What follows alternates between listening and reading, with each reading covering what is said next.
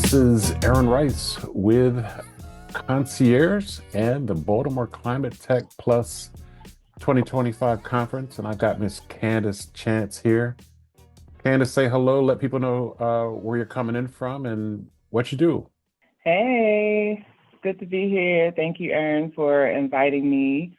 Again, I'm Candace Chance of the VPI Firm, which stands for Vision, Performance, and Impact. We are a strategy consulting firm supporting impact-driven leaders and their teams navigate the complexity and frustrations of bringing large-scale visions to life. Absolutely. Well, thank you for making time out of your busy schedule to join us today for a conversation. I don't know that we've met in person, but I know that we're a part of a few different networks here in We saw Baltimore. each other in person, but we really Oh, didn't from have a across the room. conversation. Okay. Yeah, yeah. Okay. But I've been following your work, especially some of the work you're doing on on YouTube is where I found you, I think. And I think I was searching information on the Harlem Park Sandtown Winchester master plan that I believe you were a highly sought after consultant to be able to do that because of your subject matter expertise. And maybe if let's maybe probably start there in regards to why do you think they chose you and kind of how's that process working and what can people in Harlem Park, Sandtown, Winchester expect to see in the next coming months when it comes to the master plan?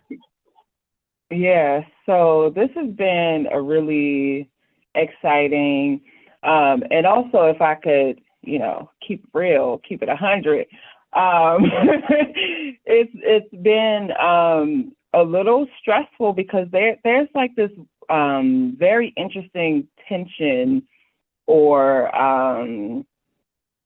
like I don't even know how to really put a word to what I'm feeling in the atmosphere. But Sandtown, Winchester, and Harlem Park are really critical neighborhoods in Baltimore City. And, I grew up not too far. I grew up in Upton and Druid Heights. And so we're neighbors, essentially, some of the same challenges, And with the investment in the 90s that, multi-million-dollar investment that went into Sandtown, and folks didn't see much change after that investment. There's almost this air of like waiting for it to fail almost. Wasn't that And this kind wasn't of that the second round of investment? I think when Jimmy Carter came through, there was another round, an initial round of investment that came through in the 70s, right? Yeah.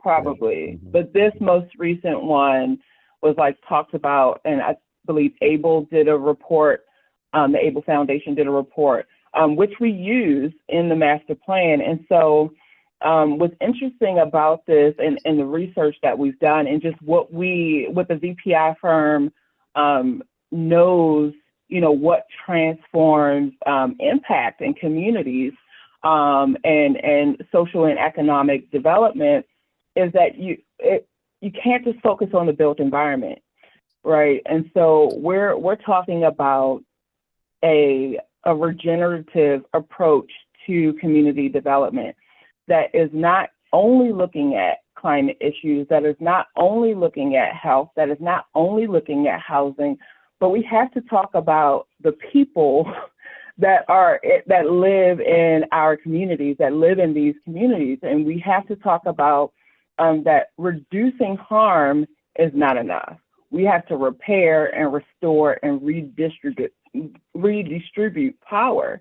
And so master plans typically don't deal with that level of analysis because it's a challenging thing, and most people don't have the they don't have the pulse on the community to really understand what's happening, and they don't have the critical analysis to figure out how do we combine these things together. And so we're taking on that challenge to say, how do we go beyond building buildings? And the plan is compromised of three kind of distinct pillars. And so the first is reclaiming space. And so that's where like the traditional housing strategies, transportation, some environment, concepts come up. but we talk about it as an integrated system, right? These are not siloed situations. And then the second is, so it's reclaiming space, restoring relationships. So that's where we dive into the community dynamics. We talk about, it'll start to elevate this conversation of power, where we reframe it from power being something that other folks have and we need to get it from them, versus, and I'm a biology major with a chemistry minor, so my mind typically goes back to, you know, a lot of my study, but I look at the physics definition of power, which is power equals work done over time. Right. So if we look at what are the factors that are impacting our ability to do work, which is make change over time, then as much as we get the time, the bottom denominator, closer to zero, then we can increase how much power that we have. Right. So we reframe power in a way that's more empowering to the community, that we can actually create it if we look at the dynamics impacting it.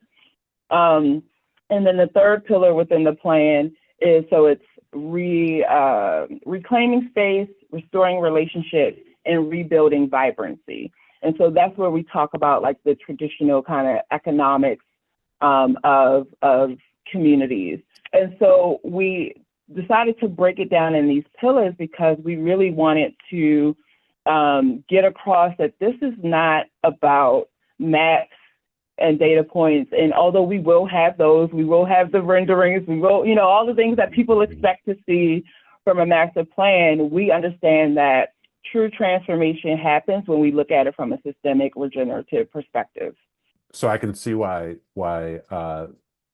those communities chose you to kind of lead this effort, because that's a very innovative and maybe out of the box way to come about master planning. I'm not a master planner. I'm not an urban planner. I read a lot of master plans, but I'm not involved with how the sausage is made behind the scenes. Yeah. But it sounds like your approach is very unique to that concept. And for the neighborhoods that we're talking about, you know, these are neighborhoods that have been left out of opportunity zone opportunities and hub zones and enterprise zones and it's just every benefit all of the zones, all of the zones, all the benefits that some other communities get throughout Baltimore, east side, west side, north side, south sides, Harlem Park and Centown Winchester, unfortunately, are not found on those maps, unfortunately. Which leads to some new challenges that need to be approached in a unique way that I think you're bringing to the table. What would you say is maybe a barrier to working with community and using the approach that you have in the master planning process? Yeah, I wouldn't even say that it's like just specifically community as like a group.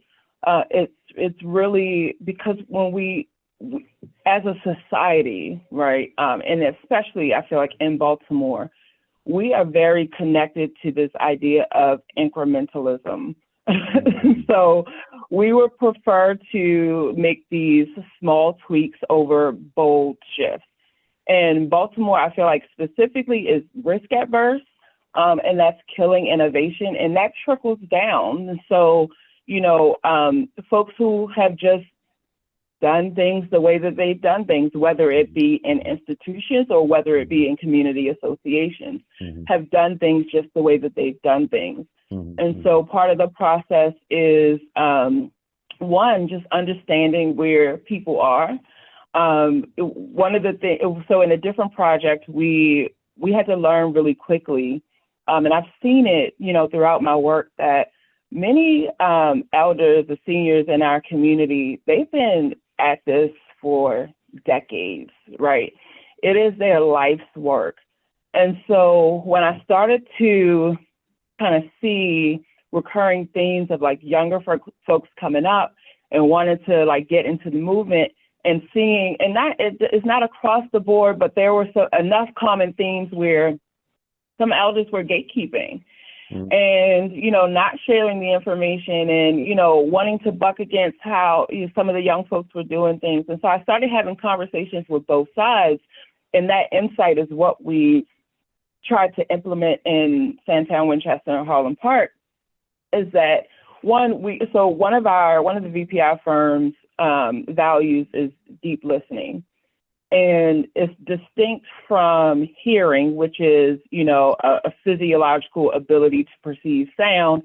And it's distinct from active listening, which is, we're talking and you're nodding your head in agreement. You can maybe repeat some of the words that I state back. But deep listening is the ability to be changed by what you're hearing, right? The ability to listen to the judgment that is coming up when you're hearing someone speak, acknowledge that, put it to the side and say, how else can I be changed? What else is possible from what I'm hearing and what I'm observing, right? What are some of the body language and the other context, the systems around what this conversation is that is impacting the words that are being said? And so we're seeing that, young people just have the momentum ready to go and feel like, oh, they're just like slowing us down. But then seeing that the seniors in the community, like, this is their identity, right? And so it's not that they didn't want folks to, take on the torch. It's like, I have to wrestle with maybe losing my identity that is connected to 40 years of work. And so if you, as a younger person who has good intentions, if you actually understand that, right, and even the seniors understand that I have connected this to my identity, what is possible, what is different in the conversation, right? So we take that kind of insight and understanding that we have to acknowledge that these are folks' identities, and that is a delicate dance, and that is we have to hold that gently. And so we're able to kind of work through and softly challenge some of these, perceptions that no longer work for where we are today. And we have to do that in a way that can kind of move people forward. So I would say those are some of the barriers, but it's not just in community, it's in institutions who've also done things, for 20, 30 years, and that's just the way that they've done it. And so understanding that there's an identity play there, and that we're not coming in to say we know more than you or what you're doing is wrong. We're coming in to say what else is possible. Wow. I'm trying to figure out, from a biochemistry, study background into kind of community development, master planning, research, peer-reviewed white paper. It sounds like a lot, a lot is happening. Are these skill sets that you just learned over time, or how do you discover the tension between, like, just what you said in regards to, people been advocating for their communities and for 40, 50 years, and the whole passing of the torch is difficult because they're losing their identity. Like it makes sense when you say that, but I wouldn't be able to articulate that that's really what was going on. I would just think it's just, uncle or auntie just giving us a hard time, you know what I mean? And not really understanding what we're trying to do. So we're kind of, how much time does it take for you to kind of evolve to understanding that that's what's going on? And not only identify that that's what's going on, but also be able to kind of be that mediator between the two, to come to a consensus on direction. Yeah. And it might sound funny, but my family structure is what taught me a lot. So I'm the second youngest of five, and my paternal side, there are 10 of them. So I grew up in a very big family, a lot of personalities, a lot of, agendas. And then just kind of being the second youngest and navigating, all of the personalities there. And then I feel like God has given me a gift of just like analysis and like deep reflection. Like that is a gift that I have strengthened and like intentionally refined over time. And so I've had to figure out, how do I survive? Like, and not even in like this very intense, like, way, but when it's 5 of you, you got to navigate certain dynamics to get what you want as a child, and so I think some of those aspects of just like growing up and my family life really refined some of those skills. And I will say specifically, and I'm kind of, getting into a little bit of faith kind of things here, but there was a very specific point in my time in growing this business that I was kind of feeling stuck. I had done some trainings and I felt like I had the technical expertise, but there was something like really I was stuck in a place. And so I remember God telling me, like, you can only go as far in your business as you're willing to go as far in your family dynamics. Mm-hmm. And I sat with that for a while, and there was like some tension there. And when I started being very intentional about essentially being a mediator and restoring the relationships in my family across, siblings, across, other dynamics, I started learning different techniques and how to do that. Being very intentional about just restoring and really building a relationship with my mom that I felt, wasn't in reaction to our past, and being able to sit with the discomfort, the all of the things that takes, working through those tough relationships. I was able to take those insights and implement it in my business, because it's just like, people are people no matter where you are. Right. And so because I spent that was the training ground essentially for me to be able to sit in discomfort with other people, to notice it, to notice what might be underlying that what people are saying or their disposition, and be able to label it and address it and move forward. And I think one thing we do well is we try to de-romanticize collaboration. Right. Mm. Everybody loves collaboration, and we spend a lot of time de-romanticizing it up front.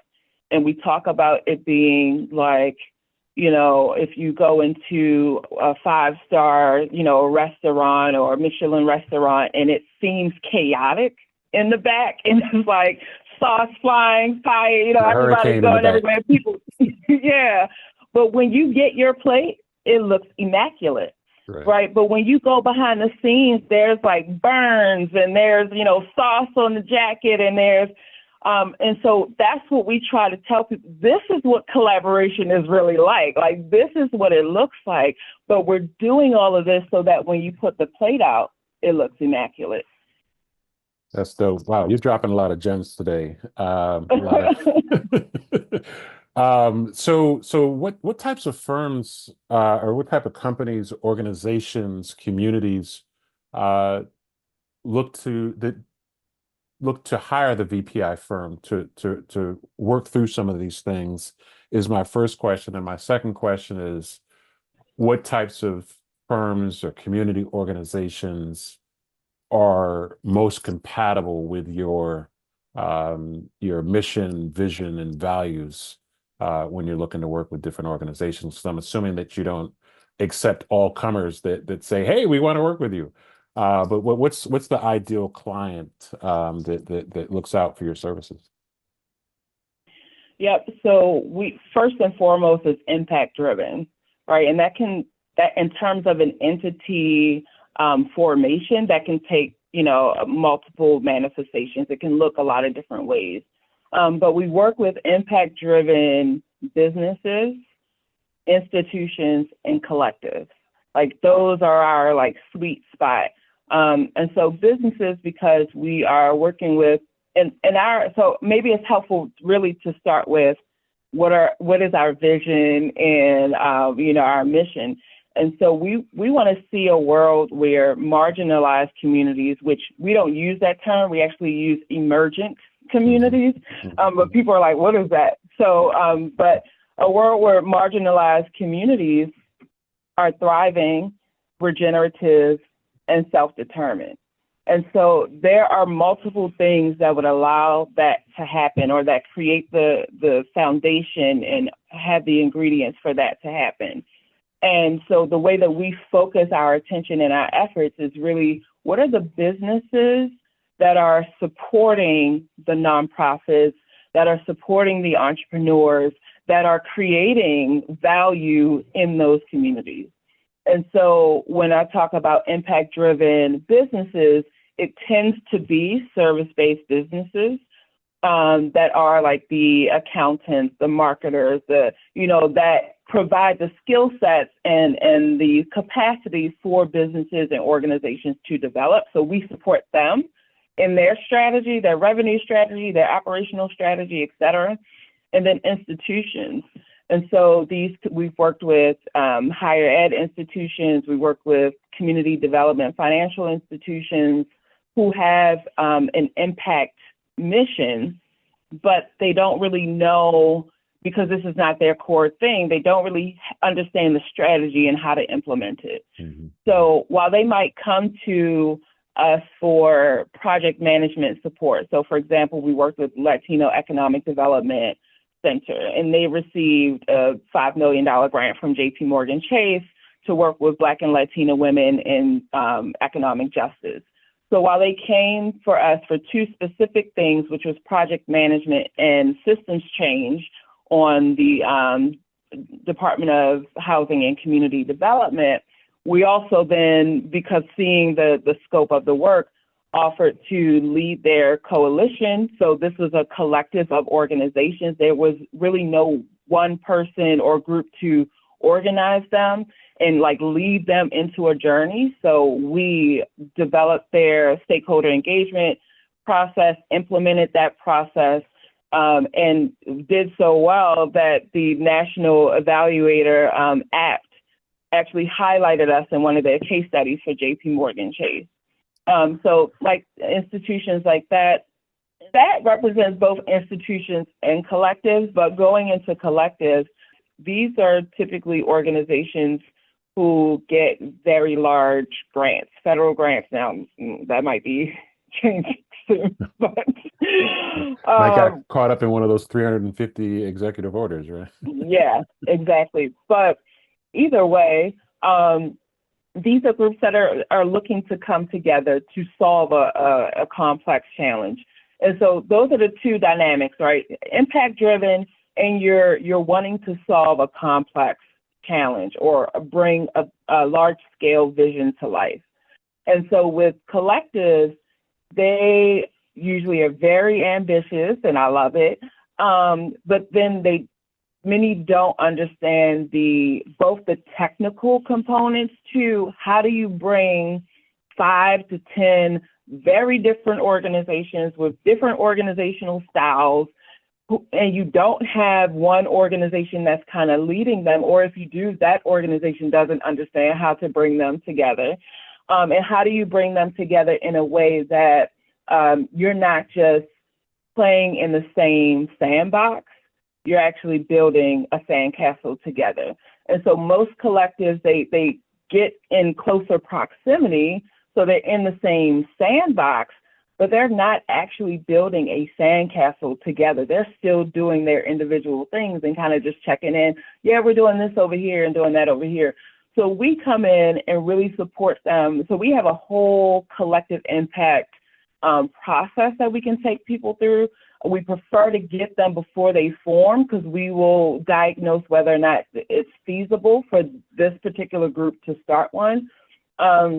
And then we look at their effectiveness. So if they've already started, or if they're pulling themselves together, we look at their effectiveness based on, the number of criteria that we know creates an effective collective impact strategy. And then based on that, we give them like very clear points, whether it be infrastructure, whether it be a shared measuring system, whether it be, how do you deal with turnover in an organization? And that person, was holding a lot of the knowledge of the group. Like, how do you deal with those things to keep the collective work moving forward? So those are the three: businesses, institutions, and collectives. Got it. I got a couple of other questions. Do you have a few more minutes? How we Yep. doing on time? We're okay. So Yeah, we're good. you mentioned regeneration a few times, more from a I heard it in the context of like community regeneration. Hmm. Can you unpack that a little bit? Because that's a term that I hadn't quite heard connected to community, and I'm just curious as to how you're meaning it, and yeah. You haven't heard that. And, well, I guess I'm not too surprised because it's usually said in the sustainability space, In the correct? Is that where you sustainability usually place hear it? space, yeah, but more for like products and materials and circularity and those types of things, but not necessarily when we're talking about, community impact. Or maybe that's what you meant by it.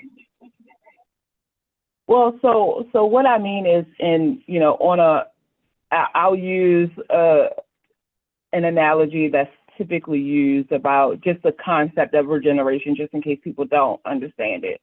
So, right, a starfish, if you cut off one of the, what are they even called? Legs? Are they called legs? I'm not even sure what they're called. um, but if you cut off one of them, it has everything it needs within itself to grow it back, right? And so when I talk about community regeneration, most times we talk about community resilience, which Mhm, I was there at a point. But mhm, when I started understanding regeneration, because resilience is more like you knock me down, I get back up. You knock me mhm, down, I get back up. But there's a point in time where if you get knocked back down, you might not get back up, mhm, mhm, right? And so regeneration takes it a step further than that. It says, okay, you might cut this off, but I'm gonna grow it back. You might cut this other thing off, but I'm gonna grow it back. So our attention has really been focused on how do we, what are the ingredients needed in a community to create regeneration? That if a leader dies, that if a natural disaster happens, that they have everything that they need within the community to grow it back. So yes, So they're resilient. different than sustainability. How would you define sustainability? Kind of the same way that you're defining the regeneration that it you've got maybe a succession plan in place, that this is something that when you've done what you're here to do in regards to the project that you're working on or the engagement that you're working on, that it lasts not necessarily in perpetuity, but it's will last another 50 years past your lifetime and your input. So that's how I would define sustainability, is it's So yeah, sustaining I think more that of a long lasting impact. the distinction for me between sustainability and regeneration is that just even looking at the word, right, the ability to sustain, which means to keep what you currently have, right? And so regeneration, and the way that we use it and work within it is, even if this thing gets cut off, Right. we don't, if we don't want to grow it back, because why does it keep getting cut off, or why does this thing Mhm, keep happening? Maybe mhm, there's something we need to generate something else, right? And so you still have the ingredients. So we might have the same ingredients, but we might create a different product. We might, it might not be a cake. We'll take those same ingredients and create something else, which will then sustain what we want to have. So there's definitely an overlap, but I think regeneration is not just about sustaining what we currently have. It actually opens up more room for new possibilities. No, I love that distinction. Thank you so much. But I guess my last question that I have is there's a lot of developers, builders out there that are in the sustainability, resiliency, zero energy ready, healthy, smart, high performance space that want to come into community, and with, let's assume they all have the right intentions, to come into the community with a solution for a community for mixed use housing. What are some of the mistakes that you see organizations coming into communities that they're not really familiar with, thinking they have the solution that the community needs, wanting to engage with the community, but maybe they're running up against some roadblocks, or maybe they're feeling as though, you know what, I don't need community buy-in and I can just go ahead and do it, not realizing that the city is going to ask the community how they feel about what's coming to the community. So there will be community input at some point. But Hmm. how do you consult organizations, maybe on the real estate development side, about wanting to come into the community with this big plan of what you want to do? Yeah, and this shifts depending on the size of the developer, because larger developers have more space to be creative, quite frankly, and they have a budget to actually build in equity. And when I say equity, I don't mean we had them choose the color of the wall in the room. Like, you got your choice, Right. good for you. Or you chose a mural on the side of, like, that's not equity. When I say equity, I'm talking about ownership and influence, Mhm. right? And that when you start saying those words, people get very quiet, because folks don't actually take the time to really explore what that could look like. It's really like, oh, we can't do that, but you didn't even really take the Mhm. time to explore, what that could look like. And so I think part of the conversation is, before you even bring a project, and I've seen, some developers do this well, right? Taking the time to not just build relationships, because that's relatively easy. In the grand scheme, that's like you can go into a community, make Miss Mary laugh a couple, say a couple jokes, get on her good side, buy her lunch or whatever, and you got to support her. That's not what I'm talking about, right? I'm talking about really exploring what does it mean to bring community into a process that not that they feel that they own, but they actually have ownership stake in that. What does Mhm. that look like? And we have a number of, ideas for that. The other thing is that while communities need to be educated about, whether it be passive house or solar, or whatever, community solar, whatever the new thing is, how do we move from this idea of education? Because when you come into a situation saying, okay, they have lack of knowledge, and they need to be educated, it automatically puts you in a power dynamic with the people that you're looking to be in partnership with, if you're looking to be in partnership with them. So how do you change the conversation from saying, I need to educate, versus how do I create access to systems that were built to actually exclude the folks that we want to support? And so Mm. that takes you understanding some of the historical context around those communities, because actually when you do that, you find more possibilities to move things forward. And then you're inviting them into a shared discovery around what else is possible, and you then are you're securing your project for sustainability because you're engaging with them in a completely different way. Mhm. So really looking at the shift from education to access and capacity building within a community, and and looking how to engage with them from co-designing, co-ownership, and what does that look like? And those are, and I'm saying it sounds simple, but I know those are tied to other systems. They're tied to economic systems and underwriting policies, and all of these other things, that, which is why I'm saying when we do incremental shifts, nothing changes.